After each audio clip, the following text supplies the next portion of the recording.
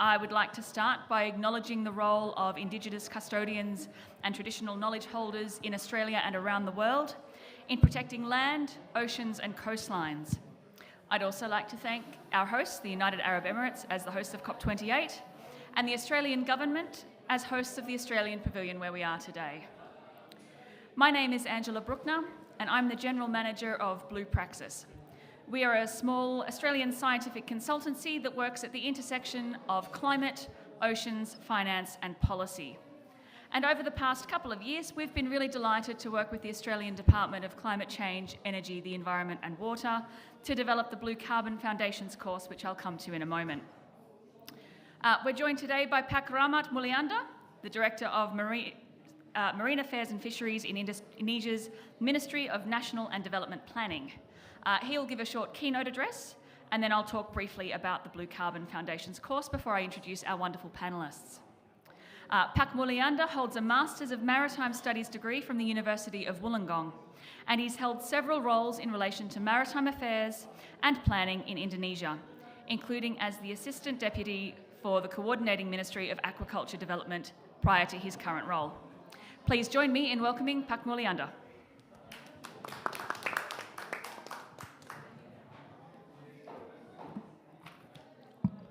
Thank you so much, Angela. Good afternoon, everyone. First of all, I would like to express my gratitude to the Australian Embassy, which is invite me to give a speaker on this session. I think this is almost last day of the COP28, but we still have a big spirit, right? It still look like a more Indonesian session in Australian Pavilion. Yes, I talked to Angela, but it's no problem. I think this we should strengthen our collaboration between Indonesia and Australia for the future. In the preface, maybe I will try to, first slide please, describe the fact regarding the Indonesian blue carbon condition. Our country is blessed by the huge coverage of mangrove ecosystem, reaching about 3.4 million hectares. So it's not as one of the largest mangrove in the world. Indonesia also has a seagrass ecosystem with its coverage of approximately 1.8 million hectares. So this number put Indonesia as a significant contributor for the global blue carbon stock, reaching almost 20%. The next slide, please. In our current policy on Midterm National Development Plan, which is developed by Bappenas, the blue carbon set it as important issue. It's mentioned on the national priority regarding building the environment, improving disaster management, and also resilient and climate change. The duty of National Development Planning Board is to ensure the priority program and policy direction on blue carbon ecosystem development. It led Bappenas to work on establishing policy related to the blue carbon roadmap, providing new policy options related to planning on blue carbon program, and also coordinate development strategy between land ministry and other institutions related to the blue carbon management. The slide, please. On the screen, we can see the, based on planning perspective, we identify some key determinant factors for climate change mitigation and contribution to NDC achievement through the blue carbon program. Those are first, establishing policy and regulation. In Indonesia, there are 3 primary regulations which could be used as a way to escalate the blue carbon ecosystem to the NDC. They are regarding the government regulation number 98, and then regulation regarding MOF number 21, and also regulation regarding financial number 14. This regarding the regulatory framework. Secondly is enhancing resources. We talk about the point regarding the skilled human resources, capable coastal communities to manage the ecosystem, stable and sustained financial flow, and of course the ecosystem itself which grow healthy. And the thirdly is regarding the strengthened collaboration. This is important because managing this ecosystem could be tricky. innovate as it involves a wide range of institutions where its coordination is very important. One way to do this is by implementing particular framework, which is called as Indonesian Blue Carbon Strategic Framework. So, and the next slide, please. At 2019, Indonesian already formulate the document, namely as Indonesia Blue Carbon Strategy Framework, which is consists of the three strategies. One is regarding institutional framework, development of regulatory framework for IBCSF, National Secretariat establishment, and Blue Carbon Custodian and Blue Carbon Science Partnership. That's the first strategy. The second strategy is establishing Blue Carbon Strategy and Action Plan, National Protocol for Blue Carbon and Baseline Data for NDC. And also we enacted the Presidential Decree on RPJMN on the Blue Carbon in NDC.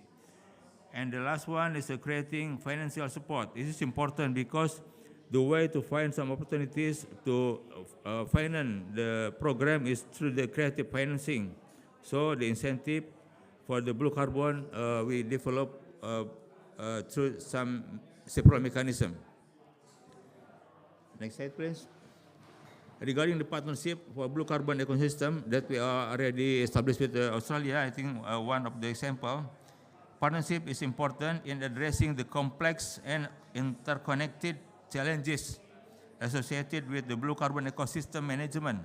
Some of the benefits that could be achieved through partnership in blue carbon are, first, regarding the policy formulation and policy affirmation to advocate all stakeholders to support the conservation and sustainable management of blue carbon ecosystem. Secondly, is about resource sharing to allow the sharing of resources, enable feasibility to research, conservation measure, and monitoring. The next one is multi-stakeholder collaboration. This is important because to involve various stakeholders, including local communities, government, non-government, organization, scientists, and business need a type collaboration.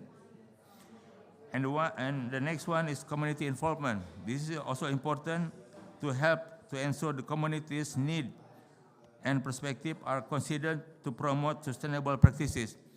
Some of our obstacles in community awareness, I think some of us still have a good understanding regarding the need of the blue carbon program. So by advocating the communities through the public awareness, we hope can increase the public awareness on the blue carbon program. And the last one is regarding monitoring and research, facilitating data sharing, reliable data, standardization of monitoring protocols, and also the development of the comprehensive understanding is important on partnership. And then this regarding our collaboration between Australian government. In this opportunity, I am proudly say that one of the highlighting partnership for the blue carbon in Indonesia is the one that we are working with the Australian government. Indonesia-Australia Blue Carbon Program enable synergy and coordination between the government, political leaders, civil society group, communities to build understanding and interest in the blue carbon initiative.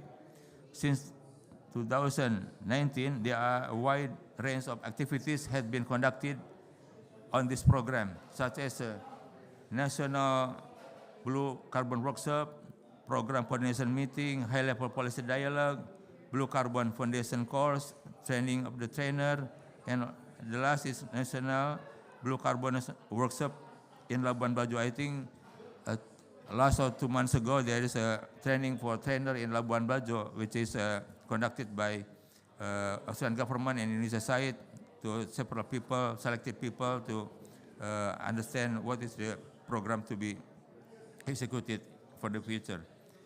And the last one, I think the way forward, in summary, there are 4 points. First, a post-partnership model to attract more policy awareness for blue carbon ecosystem management. Second, it is crucial to widen the partnership approaches, not only on the policy side, but also in human resources, capacity building, and research.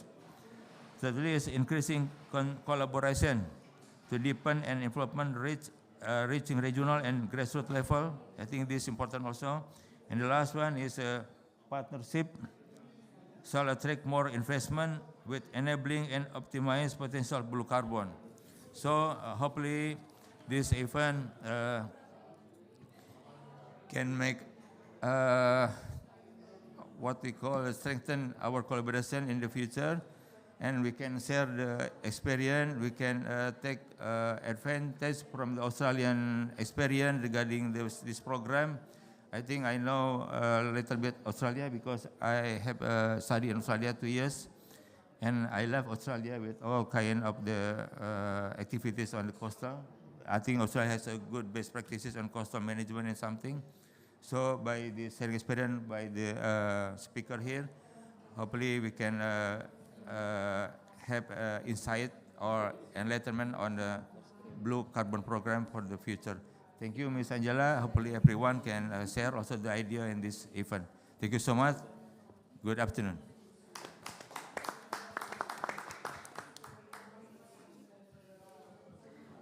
Terima kasih, Pak Mulyanda, for setting the context so well for me. So I'll now talk briefly about one of the aspects of the program that the Director just described, which is the Blue Carbon Foundations course. So we developed this in conjunction with the Australian Department of Climate Change, Energy, the Environment and Water, and we developed it to address a capacity gap in blue carbon projects. So the course is intended to assist policymakers, project proponents, NGOs, community members, and anybody else who is interested in understanding some of those complexities and the complex position that these ecosystems have in policy and market spheres, as well as some of the technical difficulties and challenges of things like measurement, reporting, and verification.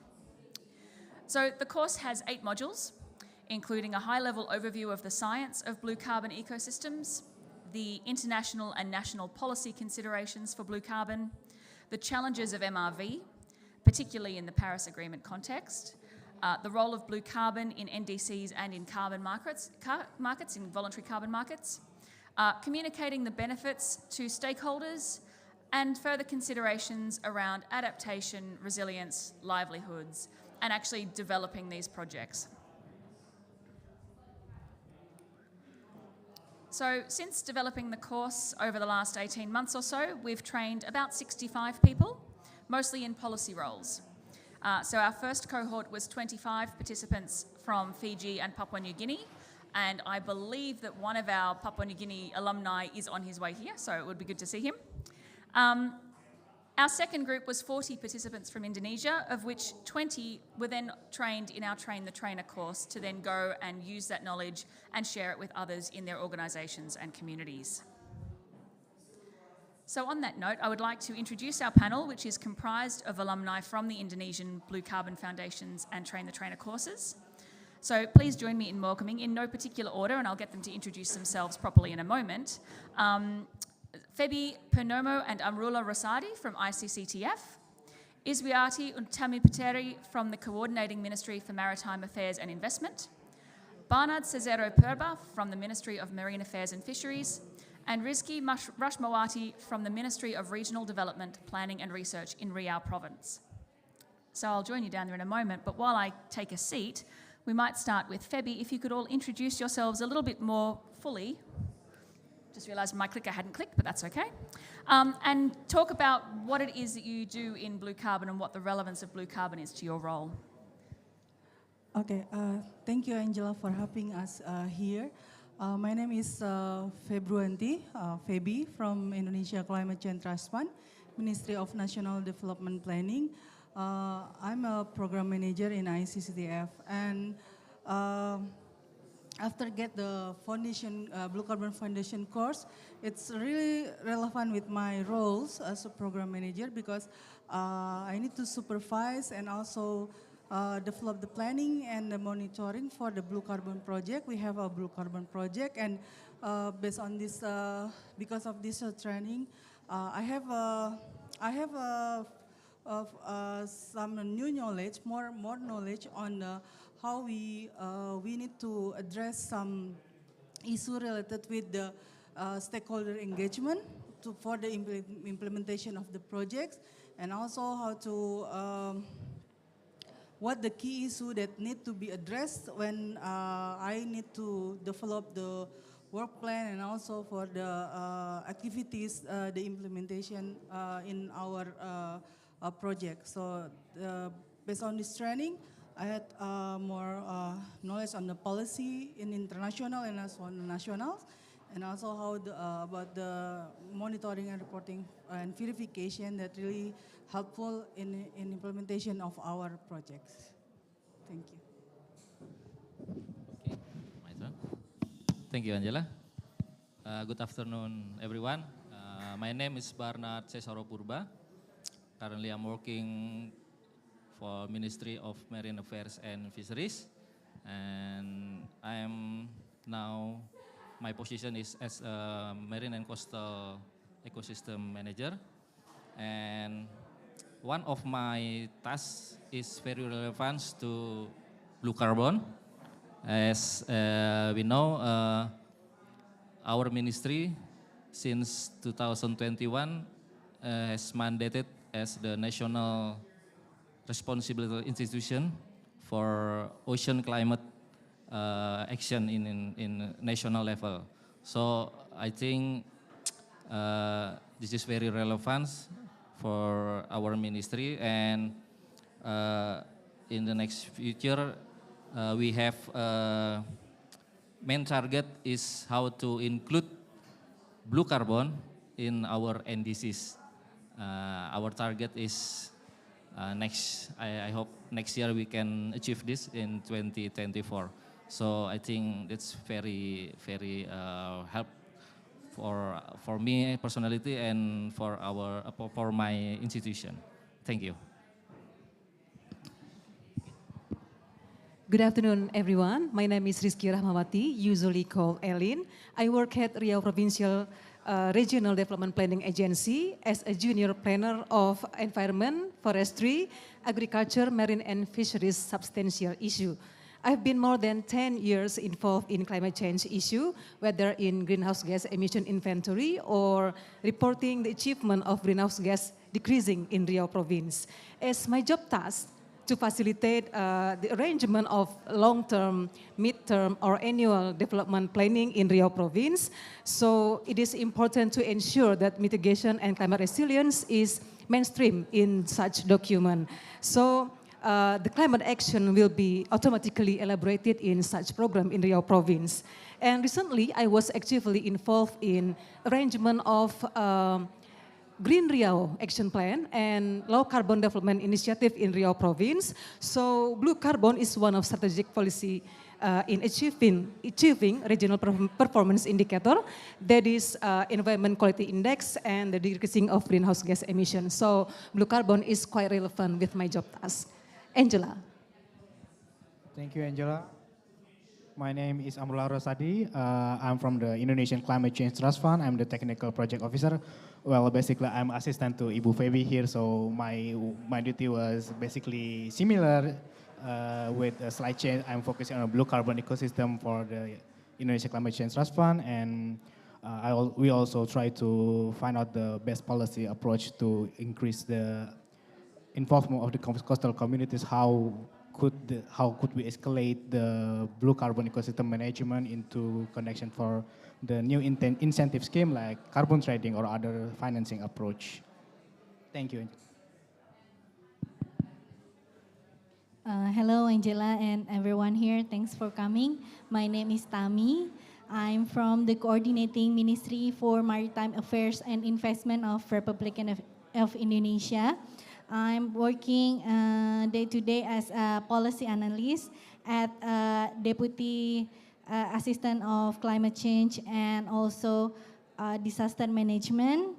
And regularly we manage some issues related about climate change, carbon pricing, and then mangrove ecosystem, blue carbon, green port, and many more. And then for me, it's very special because this is the first COP that I attend live at the event. So hopefully that I can share my experiences from this program. Thank you.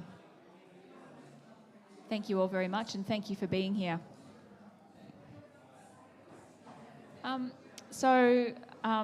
The director touched on many of these in his presentation, but from your perspectives in your roles, what are the sorts of challenges that Indonesia is facing in implementing blue carbon policies and projects? So Febi, I know you had some thoughts on this, and then we might go to Rizky. Okay, thank you, Angela. So in my point of view, based on what I've learned now, the problem that we face during the implementation of the blue carbon policy is, first is coordination. Coordination between the national and also subnational, because at the national level, government already developed the policies, but in terms how to translate into the subnational policy, there's a missing link that I think this need to be addressed, because in Indonesia, in the subnational, there's not only follow the direction of the national midterm development planning, but there's also a specific ministry that Ministry of Home Affairs that provide the guidance and also the guidance and also the set up the key indicator performance for the provincial levels. And if the involvement of the Home Affairs Ministry is quite important in this to address the missing link, because when the provincial or subnational develop the policy or develop their work plan, it should follow the guidance from the Home Affairs Ministry. But sometimes the priority is maybe quite different with the national level, especially with the technical ministries.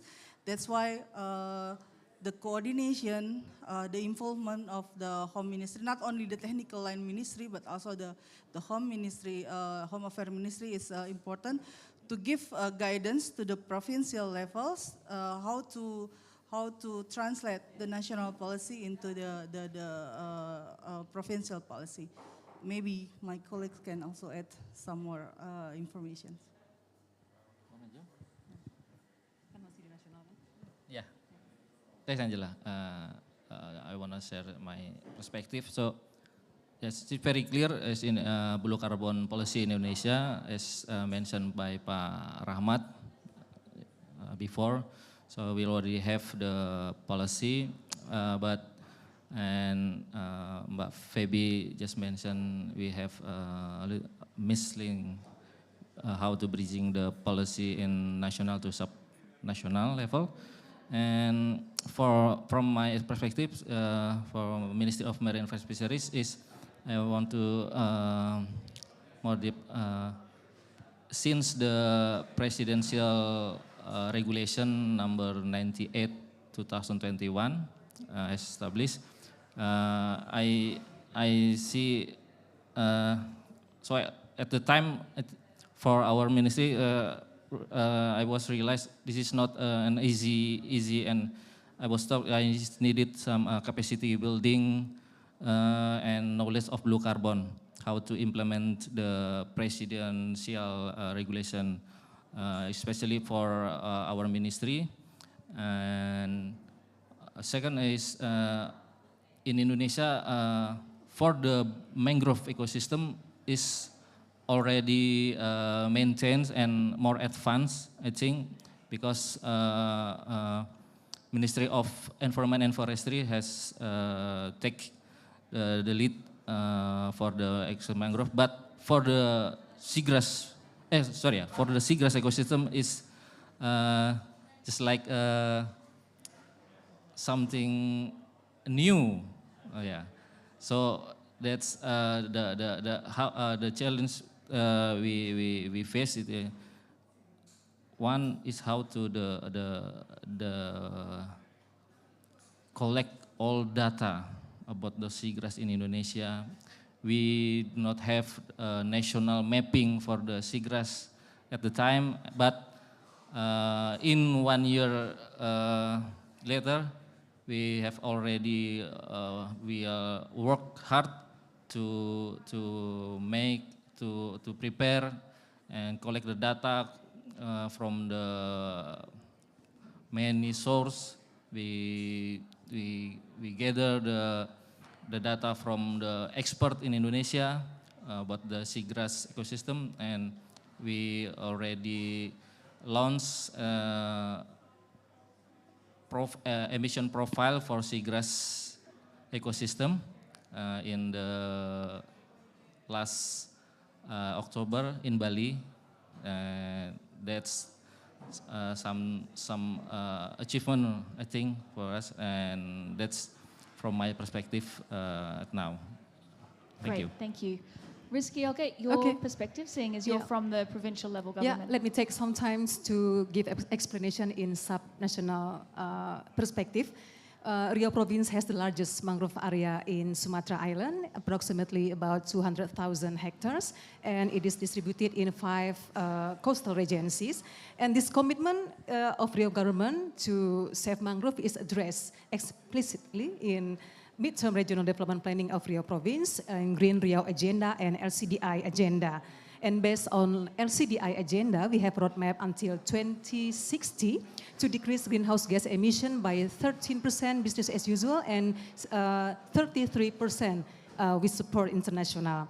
And there are 3 policies related to blue carbon in LCDI. First, increasing coverage mangrove area, and then rehabilitation mangrove and afforestation of mangrove. And institutions play a strong role in Green Riau Action Plan implementation, or LCDI. So we get involved into pentahelix. There is not only government, but also private sector, medias, and CSOs, and then university, local university. And the forum of Riau Hijau, Green Riau Hijau Forum, was regularly reporting the climate actions as the synergy and collaborative actions. Then it will accelerate the achievement of Green Riau or LCDI target indicator. And otherwise, there are several barriers in implementing blue carbon policy in Riau Province. And the first, commitment and different point of view of mangrove between other party, especially decision maker, will affect to the planning, implementation, and then evaluations. And Green Riau Forum is expected to minimize this barrier or the gap. The second, lack of data, invalid data, and more than one institution publish mangrove data with different number. So I think this all will affect in decision making, since different data will make different policy, I guess. And then acceleration of one data or one map policy is the solution for the gap. And the third is the management of mangrove has not yet steady built in community and finally exploited it unsustainably. The fourth, there's not yet effective scheme of rehabilitation of mangrove, especially in abrasion area. Abrasion becomes a significant, important issue in Riau Province since it is geographically bordered with Malaysia, and the highest critical abrasion in Riau Province is about 167 kilometers, and the ability of the government during 4 years only can handle about 50 kilometers. So this is, it needs a huge budget. And then abrasion handling management is not only about vegetative or planting mangrove, but also especially in Riau, we need breakwater involved, and then there's sediment threat, and then mangrove will automatically plant a growth. And then it also, we have to focus or intervene with economical empowerment of local community. And the fifth is limit access of community to manage forests in coastal area, especially for them who hereditary cultivate mangrove for shrimps or crabs or cut mangrove for charcoal. Hopefully integration of marine special plan into terrestrial special plan immediately legalized. I think that's all from Riau Province. Angela. Thank you all very much. So having just talked about some of those barriers and challenges, what we'd like to know is how has the Blue Carbon Foundation's course helped to address some of those? So Arms, I'll ask you to start, if that's okay. Yeah, thank you, Angela. So, well, yeah, as we are all aware, the way for us to manage this mangrove, this blue carbon ecosystem, it requires holistic ways. It requires a lot of parties to join together to solve the issue. And then this is not a work for a single line ministries. It involves a lot of type of institutions in Indonesia due to the unique characteristic of this ecosystem. And of course, each institution have a different role and task towards the way to manage it. However, I would say that one significant difference between all of them is how each institutions prioritize the work on the ecosystems, and this create a diverse depth of knowledge of blue carbon ecosystems. Of course, it's not that everyone need to understand about the blue carbon ecosystem at that high level, but of course also it's all of the parties need to understand the blue carbon ecosystem at the certain level. And I would say that this blue carbon foundation course hold significant role, hold essential role to bring that certain level of knowledge for all the policymakers in Indonesia, in our case, to understand about the blue carbon ecosystems. And the course has brought us to understand about the blue carbon from whole macro level, like Angela told us before the line of the curriculum. Actually, I would say that is the most suitable one for us to understand from the background and how international level brought us together to understand about the blue carbon. And we were led to think what are the challenge in our backyards and what solution that we could be done together as a partnerships among the governments and institutions, how to solve it. And what I love the most is the trainers. I always love the way that expanding the awareness is by the key message through one person and bring us the spirits to get engaged with other people on the field. I think that is the most important one. Terrific, thank you. Did anybody else want to add to that before I go to the next question? Thanks, Angela. I agree with what I'm saying, and I want to add that I think this is a very complete training course because for us, policymaker, we usually do training for ourselves and then making it into the policy as quick as we can. But from this training, we can have like series of training and also how to involve our engagement with other parties, with the communities. So it's not stop until for using for policymaker, but it's also for education, for people, for other parties to make other networking and connection. I think it's very important. Little bit maybe, Yeah, Angela? go ahead. Yes, I want. So one of the gaps I think is about the finance mechanism, and I'm very lucky. Just about 2 weeks ago, I attended a meeting with Ministry of Environment and Forestry. So we discussed the potential access, how to access the funding modalities from the RADD plus result-based payment, and we learn how to develop a concept note and funding proposal. So I just remember on our module, anyone remember? Module 5 and module 8, I think. Yeah, so I'm very enthusiastic and hope that this will be the first output for me, especially to applying this blue carbon course. in how to make a concept note and funding proposal. And maybe I will need some advice from you, all of you. So that's point with me. Thank you. Thank you. That leads really nicely into my next question, because we've just talked about how the course can be used to plug some of those gaps. My next question is, how has it supported you in your roles directly? So it's really great to hear that example of how that had helped you. Feby, I think you had some thoughts on this one as well? I think in the previous, when we did the introductions, I already mentioned that this course, Blue Carbon Foundation course, is really relevant with my roles as a program manager, because I supervise the project on blue carbon. So I have a more knowledge on how to engage the other stakeholders to involve in our implementations, because during the course we have the module how important to engage various stakeholders, not only the one that have a policy background, but also the community, the NGOs, and also the academics to involve in our implementations. And also during it can also help me to when I need to develop the work plan for the project, what the key issue that need to be addressed, and it's implement and need to be implemented during the project implementations. Terrific, thank you. Anybody else?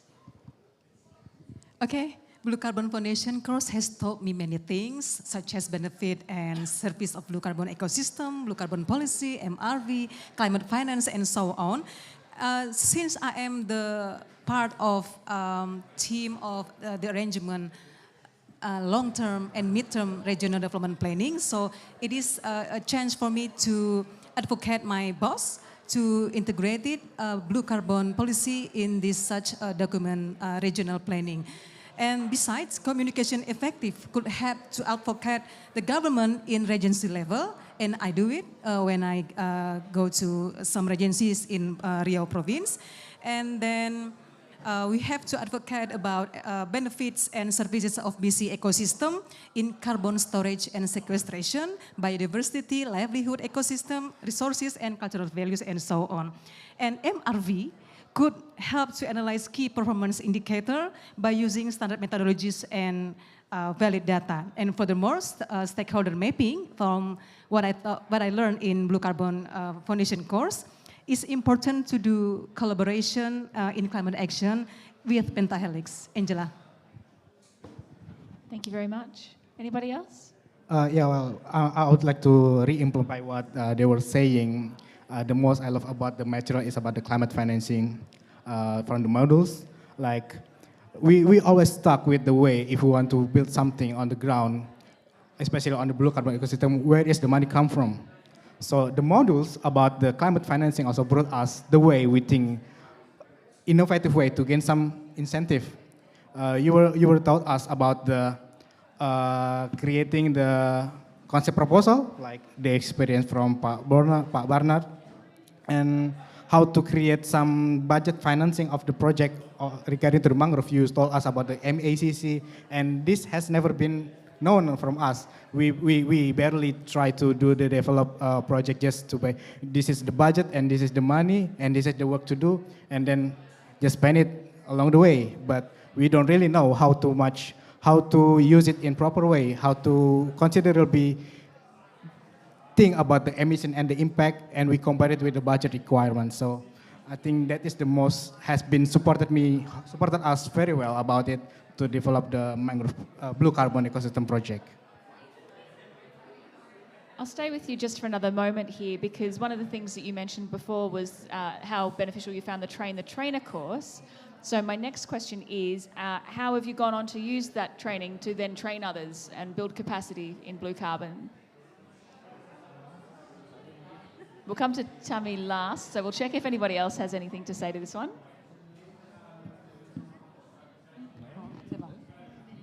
Oh yeah. before Tami, yeah. After the course, I have moderated some meetings related to Riau Hijau Action Plan, and included BC implementation in Riau Province. And the training has increased my confidence to talk more about blue carbon and advocate not only government, but also media, university, and then private sectors in Riau Province. The next plan I will hold maybe online or offline BC course, and the target group is Green Riau Forum and the government employee in regency level. Angela. Anybody else before I pass to Tammy? No? Okay. So at this point, I'm actually going, oh, Anna, did you want to? No? Actually, it's not, but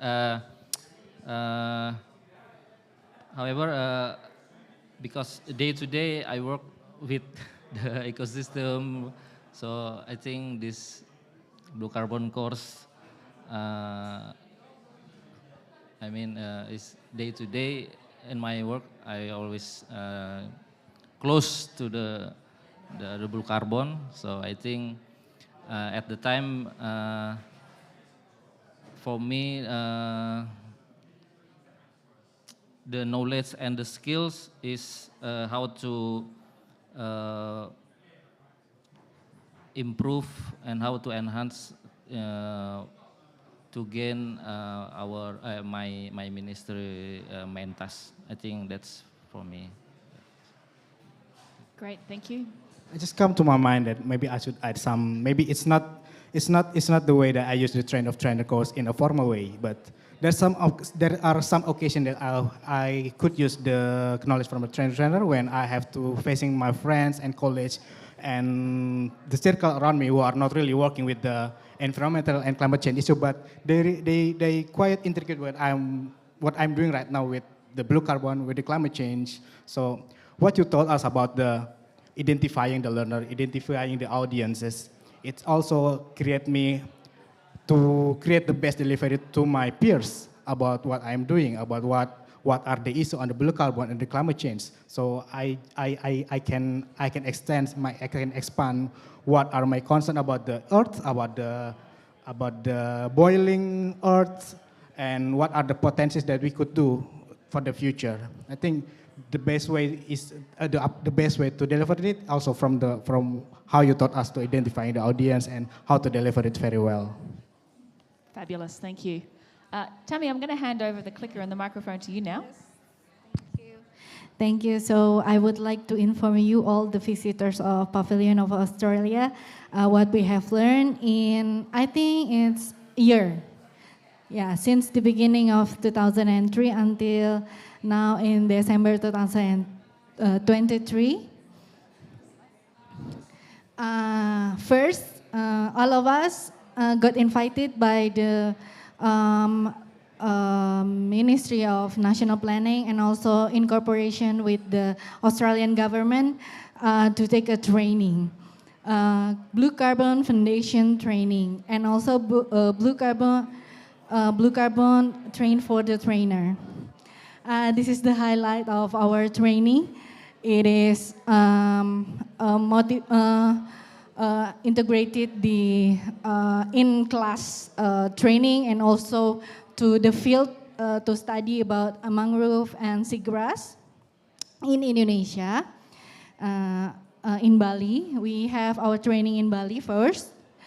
This one is our friend, so it's maybe up to 40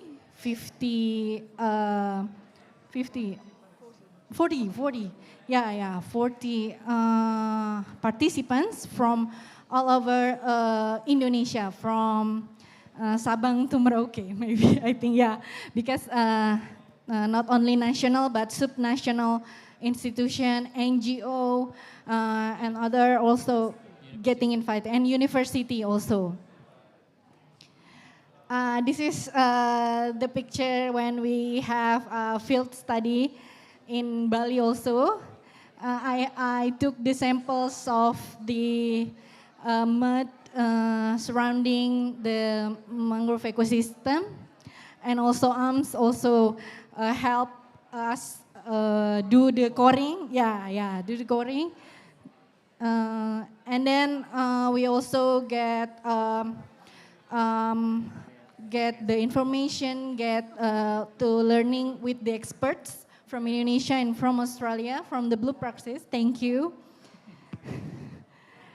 And this is the interesting one also. We also go to the village which have the tourism package of getting around to the mangrove ecosystem by boat. So you can pay for $2, $3, or in dollars, $4 until $5 for your each of you on one group. You can 4 out of or 5 persons in the boat, and you can go around the mangrove ecosystem. It also gives extra livelihood for the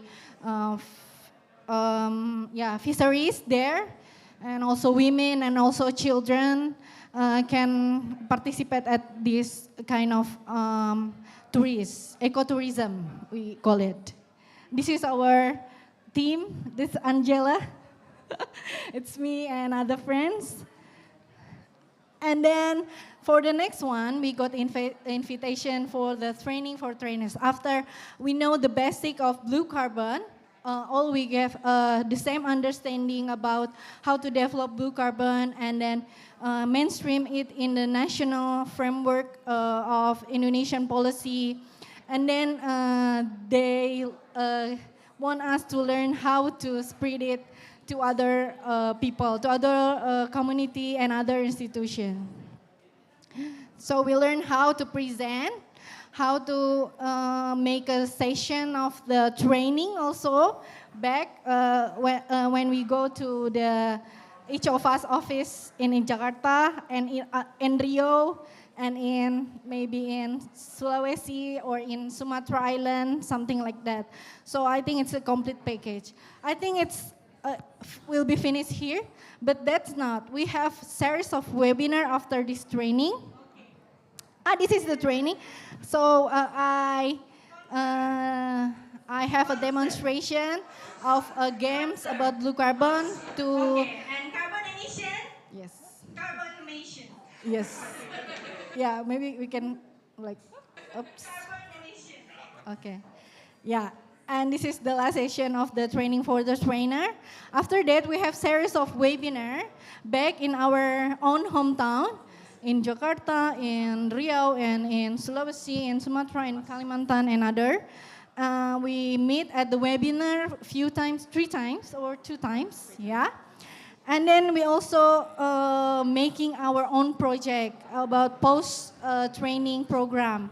So fortunately, I have the opportunity to sharing my knowledge about blue carbon with the university students majoring biology in Bekasi. Yes, this one. So I train and introduce them what is blue carbon and encourage them that you can explore blue carbon issues and you can work with it because they're majoring biology and biology is the important thing of calculating the carbon of blue carbon, of course. This one. And then we have a workshop in Labuan Bajo. So it's very important for us because our supervisor from the office, from the policymaker, coming together to sharing the update of the condition of the related blue carbon in Labuan Bajo. Yeah, this is in the top of the Padar Island. You should go to Labuan Bajo in Indonesia for vacation and go to Padar Island. Angela also. Yeah, Angela is there. Yeah. High up to the top. And today, is it okay? No? Yep. Okay, today I would like all of you, the visitors of Pavilion Australia, to play games with us. Please stand up. All of you. Maybe from the back side also, coming to the in front of the stage. We will also demonstrate. Usually we can demonstrate this game to open the session of the training from elementary students or university students or all of you, it's okay. So especially elementary students, they like to have a session of dance and singing, so we combine it. In university, I used to use these games to having disaster education with children. So I manage it with Blue Carbon, with my friends and his sensei from Japan. We have this chicken dance and Blue Carbon now. Okay. Yeah, Blue Carbon chicken dance. So yeah. This one is blue carbon ecosystem, the basic one. Mangrove, seagrass, and salt marsh. So the three element important of the blue carbon ecosystem, like carbon emission, conservation, and livelihood.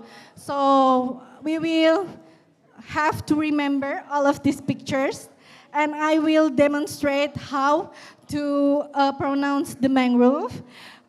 You can join me to demonstrate it, okay? Mangrove.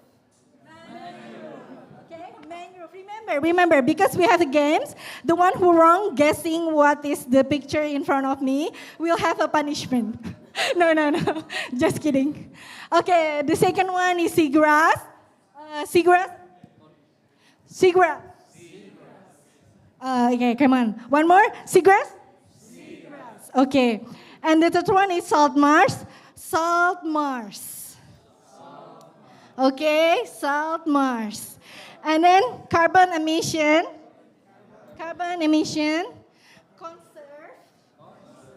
conserve, and livelihood. Okay, we will practice. I wouldn't tell you what, then you can dance it, practice.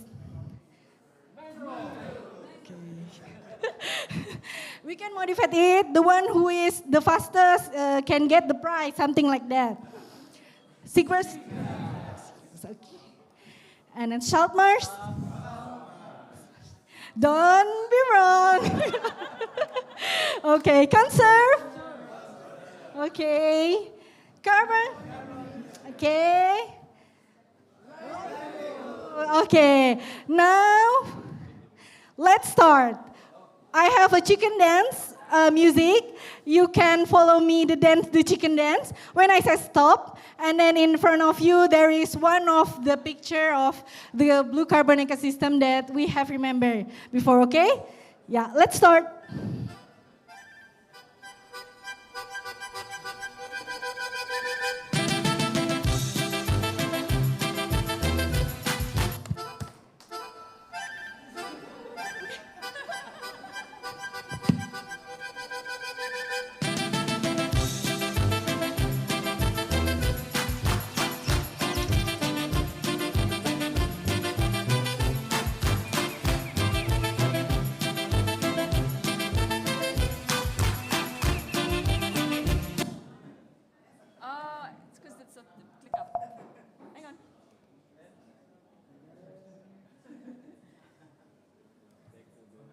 We need the music still going.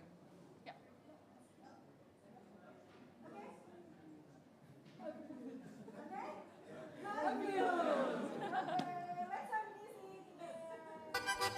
And then stop to PowerPoint.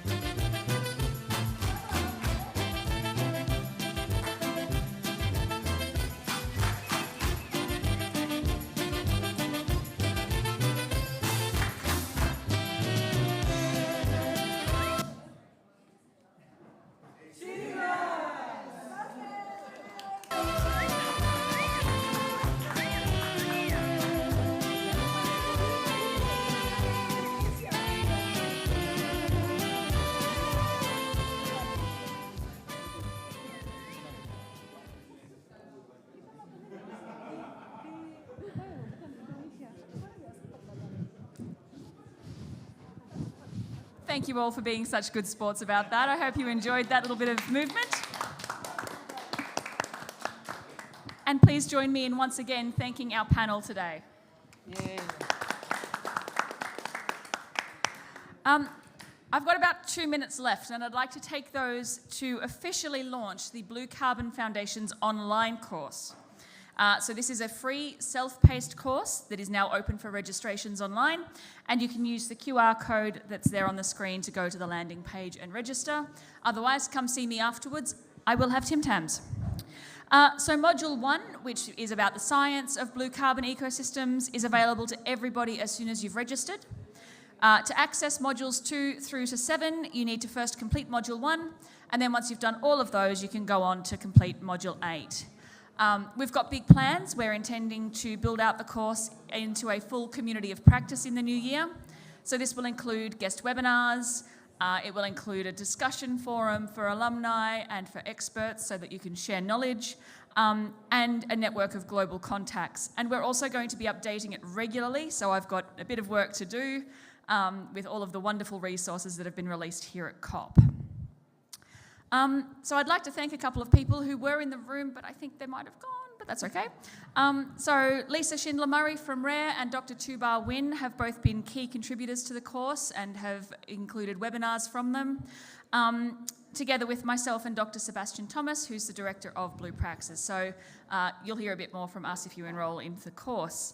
I'd also like to take a moment to acknowledge and thank my colleague Kathy Wilson-Atani, who has done a huge amount of work to take our in-person course materials and translate them to an online course. So with that, I'll close the session. So for everyone here at COP, thank you so much for coming. I know it's been a long couple of weeks, and I appreciate you coming with energy and enthusiasm today. I did mention Tim Tams, come see me out the back. And for those who are dialing in from around the world, thank you for tuning in, and please take care of you.